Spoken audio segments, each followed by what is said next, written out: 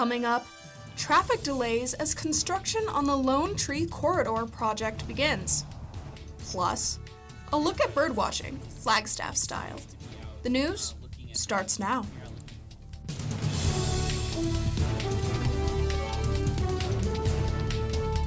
You're watching NAZ Today, Northern Arizona's local news. Good evening and welcome to NAZ Today. I'm Kaylee Doyle. And I'm Karis Hayward. Thanks for tuning in. It's no secret that Flagstaff is known throughout the world for its forests and wildlife, but it's also become a destination for birdwatchers. This story came about by chance. I ran into a fellow named Michael Erb at Brightside Bookshop, and he was selling his bird-themed coloring books. Birds, you see, are his thing. Winter really isn't a great time for birding around here. If you do want to go see birds, a good spot is called Kachina Wetlands. It's on the north side of Kachina. It has some man-made ponds, and birds love the water. But he says the best time to go birding in Flagstaff is coming soon, in the spring and again after monsoon season in the fall. You know, there's no rules to birding. You just go out, see the things that you want, and if you see something interesting, you can ask somebody or maybe Google it afterwards. Harrison Jones leads birdwatching walks for the Northern Arizona Audubon Society. He told me a little bit about Flagstaff's birds and ecosystem. Birding to me is a great excuse to be out in nature. So, for a lot of people, myself included, I think there's the kind of aspect to it that's like you're going on an adventure to try and find the bird, but it's also just an excuse to be out looking at things when you're out looking at birds. Over 250 species of birds can be found around Flagstaff. Birding lets people learn more about these creatures, and it's both affordable and accessible. The Audubon Society is a great place to, if you're starting to learn about birding, it's a really wonderful opportunity to meet other birders, other people who share your passion in the local community, and people who are really willing to share their knowledge. The Audubon Society can be found at northenarizonaAudubon.org. Karis Hayward, NAZ Today. Construction on the Lone Tree Corridor project started yesterday, impacting traffic along Butler Avenue and Lone Tree Road. Butler and Lone Tree are reduced to one lane in each direction during construction. Left turns are blocked at the intersections of Butler Avenue and multiple locations. Additionally, traffic signals will be relocated and upgraded. This project will eventually become a new north-south roadway, extending Lone Tree Road to Route 66. A bridge is planned to be built over the railroad tracks. This project is being handled by Ames Construction, a company based in Scottsdale. It is expected to be completed sometime in 2026. Around 300 Flagstaff locals joined in protest at City Hall to show their support for Forest Service employees who have lost their jobs this week. The goal of the protest was to get the message out about the job cuts and drum up support from the community. Protesters received lots of honks and cheers from those who drove by. These layoffs will not only have an impact on the workers, but also on the 7 national parks in Arizona, just as the fire season approaches. It seems that train heists are no longer a thing of the past. 11 people were indicted this week in the theft of 2,000 pairs of Nike sneakers in a theft west of Flagstaff. The shoes were valued at almost $450,000. This marks a long string of train thefts over the past 15 years. In the past 2 years alone, more than 35 people have been convicted in such cases. Speaking of shoes, Dark Sky Brewery is hosting a used shoe drive through February 28th. This annual event is part of Arizona Beer Week. The brewery is encouraging guests to bring their unwanted shoes by, and participants will receive $2 off beer for every pair they donate. This past weekend was Pluto's 95th birthday. Nicole Rutherford has the story. The town of Flagstaff celebrated in style for Pluto's 95th. This 5-day celebration included pub crawls, a night of discovery at Lowell Observatory, and meeting the community partners. Almost a century ago, the director of Lowell Observatory, Vesto Slipher, offered Clyde Tombaugh a job to look for the ninth planet in our solar system, which they called Planet X. Just about every major discovery related to Pluto has connections with Northern Arizona in some way. Lowell searched for Planet X for 11 years before Tombaugh came to help. After months of searching, Tombaugh found many asteroids, but nothing close to Planet X. On February 18th of 1930, Clyde discovered Pluto. You know, we have state rocks and state birds, state fossils and such. This is the state planet. Every year, this event brings the community together to celebrate Tombaugh's achievement. Lowell Observatory celebrates Pluto throughout the year with tours and programs about Clyde Tombaugh and the telescope he used to discover Pluto and how he did it. And then we have a big celebration every February called the I Heart Pluto Festival. Tombaugh would pass away 9 years before the demotion of Pluto to a dwarf planet in 2006. Nicole Rutherford, NAZ Today. Northern Arizona University has achieved R1 research status. This is the highest classification for research institutions in the United States. This designation recognizes NAU's research efforts and ability to prepare students for the constantly shifting workplace. The criteria for an R1 status include investing at least $50 million annually on research development and awarding at least 70 research doctorates a year. Pass go and collect $200. Flagstaff is getting its own monopoly. The Flagstaff Mall is hosting a launch party for this project at Saturday at 2 p.m. Locations will include Route 66, the San Francisco Peaks, and other local landmarks with tokens made to represent the city's culture. While the city has had a Flagstaffopoly for the past few years, this new version will be produced by the official makers of Monopoly.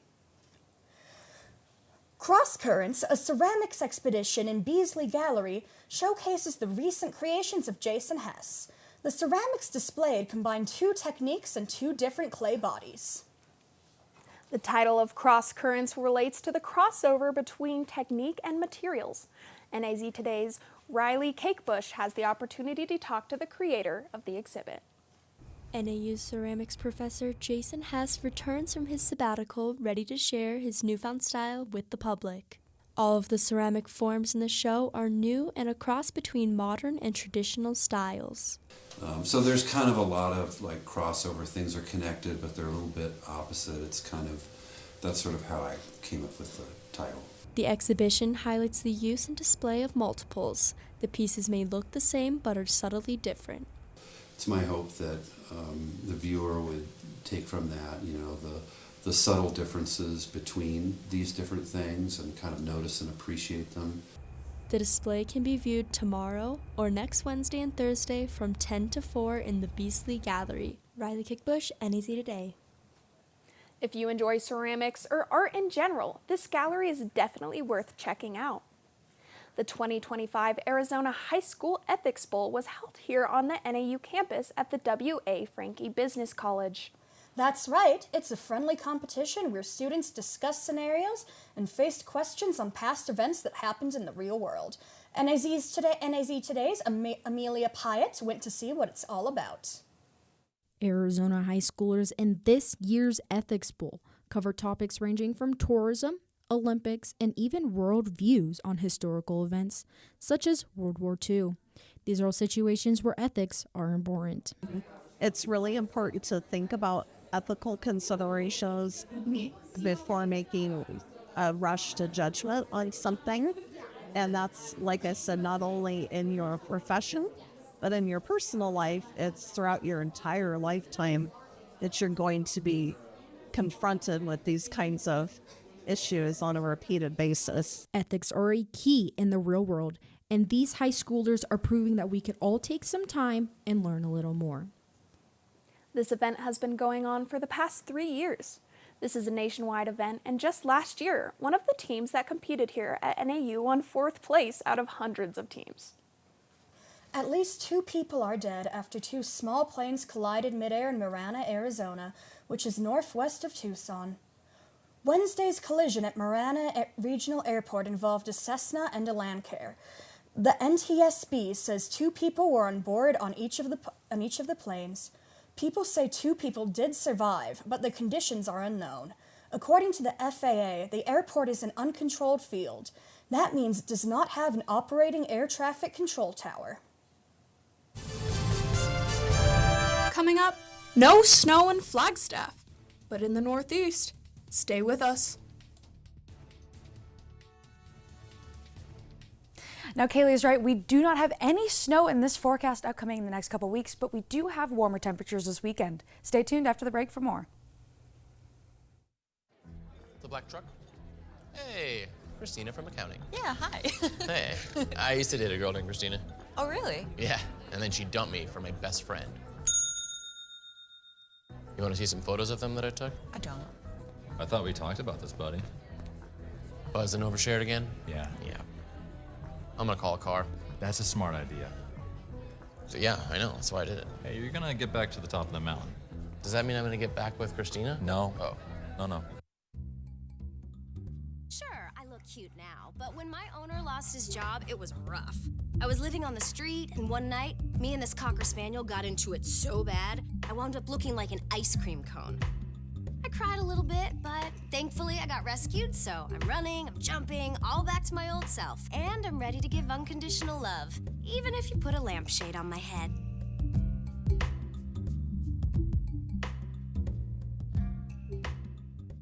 2 outs with a runner on first base. Now the big guy comes up with that, hitting .342 with 92 RBIs and 36 homers.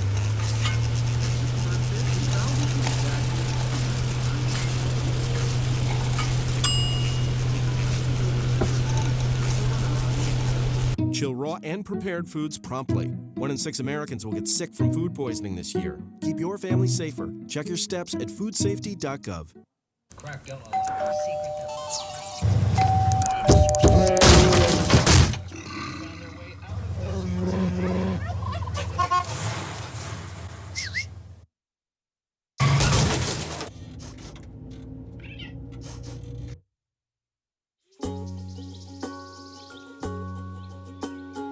Getting closer to nature can get you closer to your family.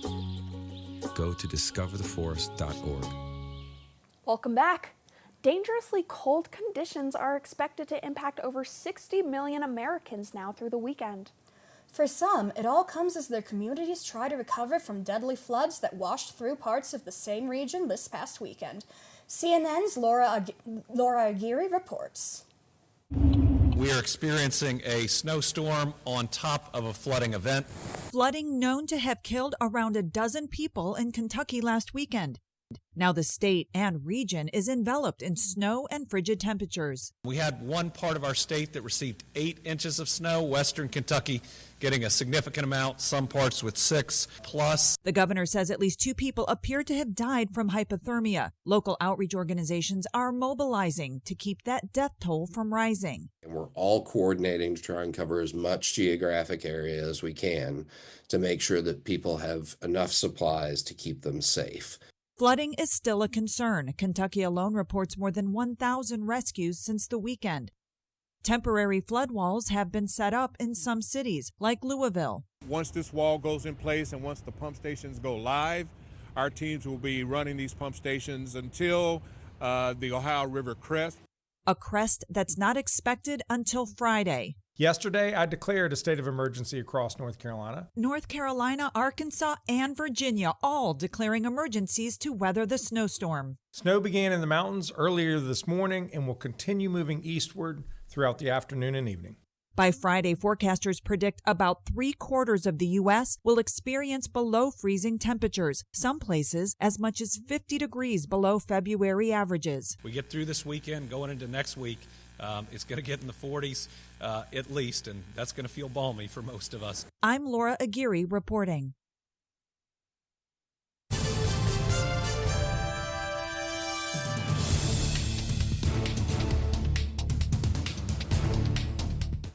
What to expect when you're expecting a teenager. Today we're talking about how to wake up your teen, and this works literally every time.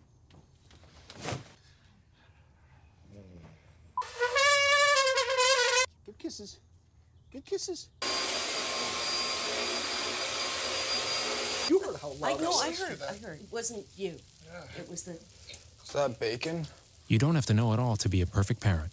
Thousands of teens in foster care will love you just the same. You know what, guys? There's a lot of tree branches and dry brush over here. We should probably move the bonfire over there.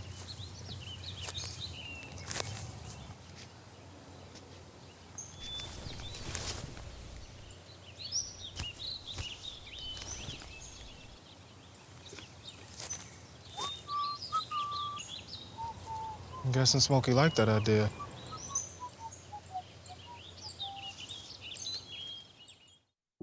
When it comes to making plans, you are the best. Remember the best planned 90 minutes of your life? Or that surprise party for your parents' golden anniversary? You get the golden planning. The same way you plan each detail for those moments, start planning to protect you and your loved ones from a natural disaster. Sign up for local weather and emergency alerts. Prepare an emergency kit and make a family communications plan. Protecting your family is the best plan you can make.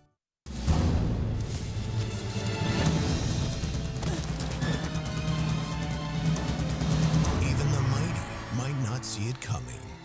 It's prediabetes, and it captures 1 in 3 adults. But you can escape. Take the 1-minute prediabetes risk test to know where you stand and prevent or delay type 2 diabetes. Be your own hero on smartphones everywhere at doihaveprediabetes.org.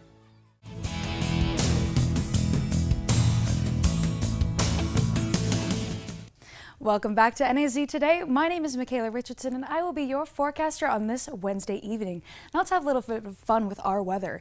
You can see we do have some pretty warm temperatures for 6 p.m. in February, with that outside temperature at about 52 degrees with clear skies and that southwest wind at about 8 miles per hour with just a nice good breeze for us. Now, speaking of clear skies, you can see there's not a lot of cloud coverage in our current satellite except in here in this northwestern area of Arizona. You can see a little bit more cloud coverage is coming over from California and going to be covering northern Arizona later in the day, but I'll have that and that will burn out by tomorrow morning, so keep an eye on that. Our daily almanac shows that we are above average today, about 10 degrees, with that average at 46 degrees and our high today at 55.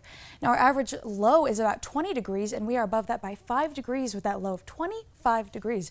Doesn't seem pretty warm for us right now, but that's pretty warm for February in Flagstaff. Now, our records were set in 1981 for a record high of 65 degrees, about 10 degrees higher than we are right now, and that record low of -6 set in 1942. And can I be the first to say that I am so grateful we are closer to that record high than that record low. Now, for precipitation, we didn't have any yesterday, and like I mentioned earlier, we're not getting a lot of snow in the next couple of weeks. But since January 1st, we have managed to grab about 1.58 inches, a little bit below that average of 3.35 inches that we have seen on average. Now our sunrise this morning was at 7:08 and that sunset is at 6:13 p.m., which means we are getting closer and closer to longer and warmer days in Flagstaff, and I am so excited. Now speaking of warmer temperatures across the high country, you can see in Hopi we had that high at 57 degrees, Winslow at 63 along with Payson, and then in the Grand Canyon you can see that high at 52 degrees. Everywhere in the high country had high temperatures today, which is pretty awesome. Now tonight we do have that forecast low of 25 degrees with partially cloudy skies, but like I mentioned before, that partially cloudy skies won't be coming in for a little bit. Now you can see here we can dive into our hourly temperatures with that low of 40 degrees at 8 p.m. with a pretty clear skies. That cloud coverage will be in by midnight at a 35 degree low. We're going to be jumping down to 32 degrees at 4 a.m. with that cloudy skies, and then that cloud coverage will be burning off by 8 in the morning, where I hope we're all going to be awake for that, with 34 degrees starting to bring back up into our high for tomorrow. Now speaking of our high for tomorrow, you can see we have that forecast high at about 55 degrees with sunny skies, and that indicates we will have sunny skies for the rest of the week. So we are all set after tonight. We do have that sunrise at 7:07 a.m. and that sunset at 6:14 p.m.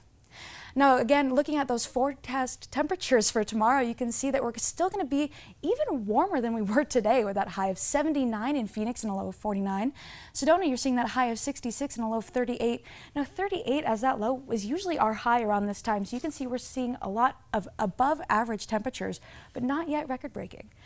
Page, you can see that high of 60 and a low of 36, and Kingman a high of 64 with a low of 37. Looking at Flagstaff one last time, you can see we have that high of 55 degrees and a low of 20 on Thursday, one of our warmest temperatures this week, with sunny skies on Friday continuing with a high of 50 and a low of 21. Saturday, you can see that high of 55 once again with that low of 24. Sunday, even warmer, 62 with that high of 62 and a low of 29. And Monday, we are finishing out with the warmest temperature, pushing 70 with that high of 67 and a low of 32. Now, that's all I have for you guys today. Stay tuned after the break for your sports recap with Connor Emery. If you're buzzed and doing this,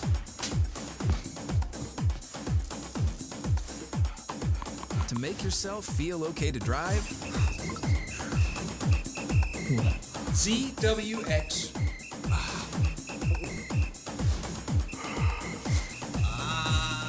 You're not okay to drive. YGKLVW. Regular you.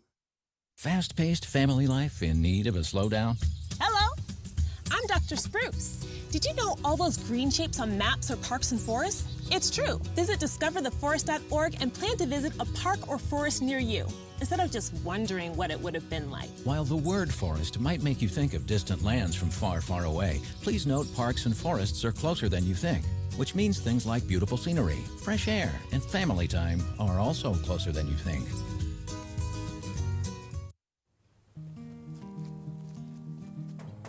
Hi, Meals on Wheels.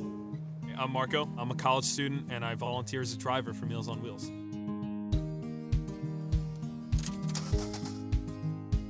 I think it's awesome meeting these people. I mean, they're so interesting. They've had so many wonderful experiences in life. Your community helps to raise you up into the person that you become. Meals on Wheels is a great way to give back to that community. They call me Prince like I'm royalty or something. But the places I've lived ain't no palaces. So I don't need grilled salmon or a new scratching post. Just give me a cardboard box and a can of tuna and we're good. You can even change my name. I'm cool being the kitty formerly known as Prince.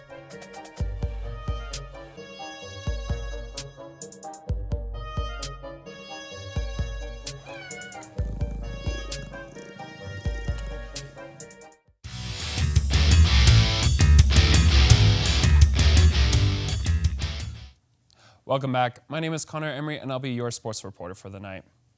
Yesterday, the Coconino girls soccer team kicked off the 4A playoffs against ALA from Gilbert.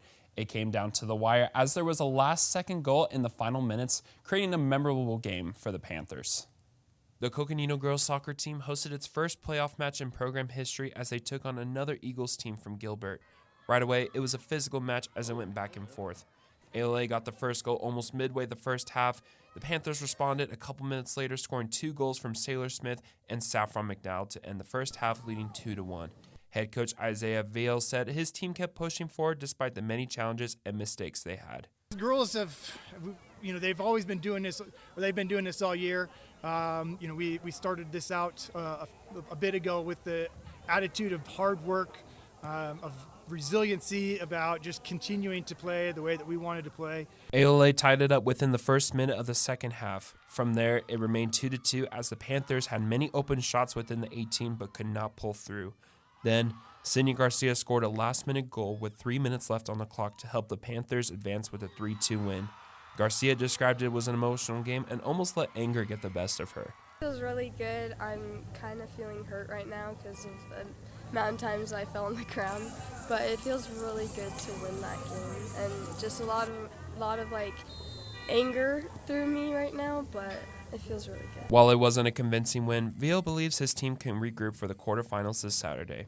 We're able to get into the open division, and that game was a rough game for us, playing against the #1 team in the state in Castile. And we were really, just looking forward to getting back to our level of play and playing our game. So it was really big for us to get the win today. Connor Emery, NAZ Sports. The Panthers advanced to the quarterfinals and will take on second-seeded South Point Catholic at noon Saturday in Tucson. The NAU Swim and Dive team is spending its final year in the Western Athletic Conference after 21 memorable years. Head coach Andy John says it's the best move for his team as they will transfer to the Mountain Pacific Sports Federation. There's a lot of thought that went into it, and we had some options, and the Mountain Pacific just seems to be the best landing spot for us right now, and we're happy about it. We're going to see a lot of the same teams, and it should be good. NAU Athletic Director Mike Marlowe announced his retirement last week after spending 7 years with the Lumberjacks and 33 years overall in collegiate athletics. Marlowe says he is looking forward to retirement, but will always remember Flagstaff. Flagstaff, hands down, is our favorite spot. We've lived in some really great places, but at this particular time in our life, Barbara and I just love it here, and this is where we want to be, this community. That's all the sports I have for you tonight. Stay tuned for your weather recap with Michaela Richardson after the break. When I first saw a turtle, my heart was full. Now anything but lonely. We have this deep connection, this heart connection. He just wants to be close to you and part of your life. Every day with Turtle is a perfect day. When I'm holding her, it makes me feel calmer. I think everything he does shows how much he loves us. When we adopt a shelter pet, we discover they're a little bit of a lot of things. But they're all pure love. It appears these hot ashes are about to be dumped, which could possibly start a wildfire. How will Smokey deal with such a hot situation? The garden hose defense. Next, a thorough stir. Then another spray. And finally, feeling if the ashes are cool. Oh, yeah. Ah, yes, the selfie. A ritual practiced so frequently with this tribe, but not so much by Smokey Bear. Only you can prevent wildfires. Multiple studies have shown that marijuana can slow both driver reaction and response time, which can be really dangerous. He's here. He's here. Wait. What? I can't drive. Why? My. Oh. Hey.